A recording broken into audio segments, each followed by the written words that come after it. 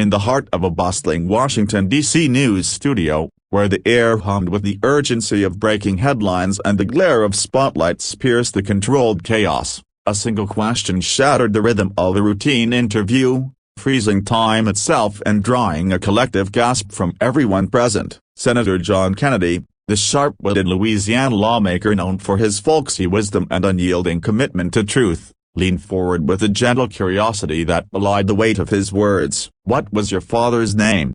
he asked the young reporter seated across from him, her poised demeanor cracking just enough to reveal the storm of emotions beneath. In that instant, the studio plunged into a profound silence, a hush so deep it echoed the unspoken grief of a daughter who had spent years chasing shadows. Alyssa Grace, at just 26, had already carved out a reputation as a rising star in journalism. With her sharp intellect and relentless drive, she embodied the archetype of the modern reporter: ambitious, articulate, and always one step ahead of the story. But beneath her professional facade lay a personal wound that had shaped her more than any byline ever could. Alyssa's father, Commander James Grace, was a decorated Navy officer whose life had been defined by service and sacrifice. Over a decade ago, during a classified mission shrouded in secrecy, he vanished without a trace. No body was recovered, no final words exchanged, just an endless void of bureaucratic red tape and unanswered questions.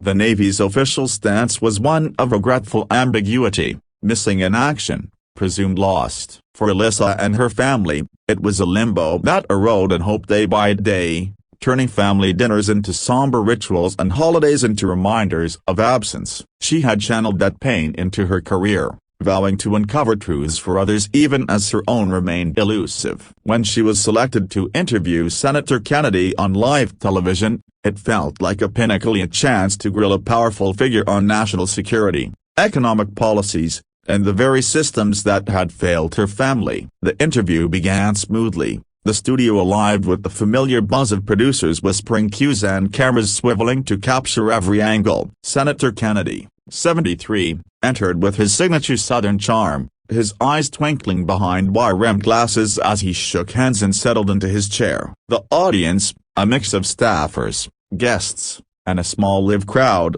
applauded politely. Alyssa launched into her questions with precision. "Senator, how do you propose we address the growing threats to our national security in an increasingly volatile world?" Kennedy responded thoughtfully, drawing on his years in Congress to weave anecdotes with policy insights. He spoke of bolstering the military, honoring veterans, and ensuring that families like those of service members never felt abandoned. The exchange flowed like a well-rehearsed dance, touching on foreign affairs and economic reforms, with Alyssa's follow-ups sharp yet respectful. But as the segment on national security wound down, Kennedy paused, his expression shifting from statesmanlike to something more paternal. He glanced at his notes, then back at Alyssa, and the room sensed a pivot. "I know you're the one asking the questions here, Miss Grace," Kennedy said, his voice softening like a grandfather sharing a family secret. "But if you don't mind, may I ask you something personal?" The studio's energy shifted instantly. Crew members froze mid-motion,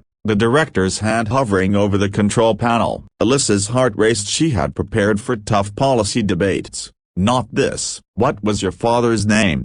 he continued. The question hung in the air, simple yet piercing. Alyssa whispered, "Commander James Grace," her voice steady but laced with vulnerability. Kennedy nodded, his eyes filled with empathy. "He served in the Navy, didn't he?" "A brave man, from what I've come to understand." The confirmation came softly from Alyssa. "Yes." And then, the deeper probe, "What happened to him?" The studio fell silent, the hum of lights and distant traffic the only intruders in a moment that felt intimately raw. In that silence, Alyssa's mind flooded with memories of the father who had taught her to ride a bike, who had encouraged her curiosity with bedtime stories of adventure, and who had promised to return from that fateful mission with tales of heroism. The challenge she faced wasn't just the loss itself, but the unresolved nature of it. For years, she had battled the bureaucracy, filing requests for information that were met with classified denials or sympathetic shrugs. It had tested her resilience,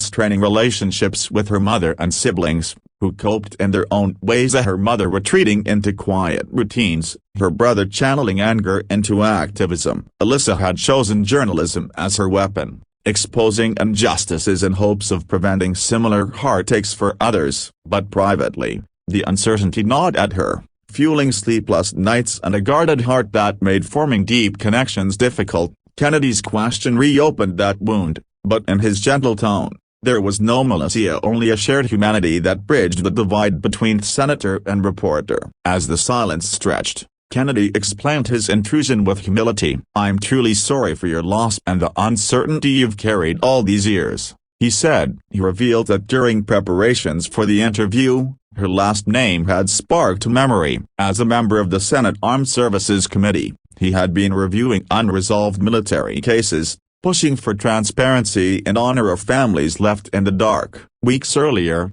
an aide had uncovered a forgotten file, a weathered box containing documents, photographs, and a sealed letter addressed to Alyssa, lost in the labyrinth of government archives. "Part of my work is to bring closure where I can," Kennedy continued, his voice steady. "And when I saw your name, I knew this belonged in your hands." From his briefcase, he produced a small envelope bearing the Navy crest, the handwriting on it unmistakably her father's. Alyssa's hands trembled as she accepted it, the studio still enveloped in that reverent hush, as if the world had paused to witness a private miracle. With encouragement from Kennedy, "Take your time, whatever feels right." Alyssa opened the envelope. The letter inside was a final message from her father, penned before his mission. "My dearest Alyssa, if you're reading this, it means I couldn't make it back home as I promised. Know that I am so incredibly proud of you, my girl. Your curiosity, your drive to seek the truth,